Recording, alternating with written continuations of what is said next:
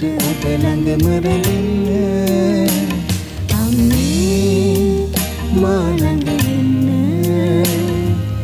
ආසයි ඔබ සෙවණට විහිදෙන්න.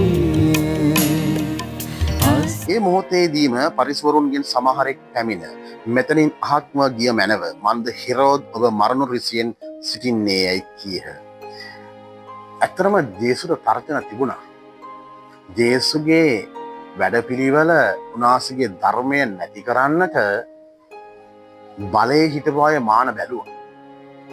ඒ වගේම උන්වහන්සේ මේ විප්ලවය කරගෙන ගියේ ධර්මානුකූලව, ධර්මයේ තුල අවිහිංසාවාදී සමාව දෙන්න. තුවක්කුවෙන්, කඩුවෙන්, පිහියෙන් එහෙම නෙමෙයි.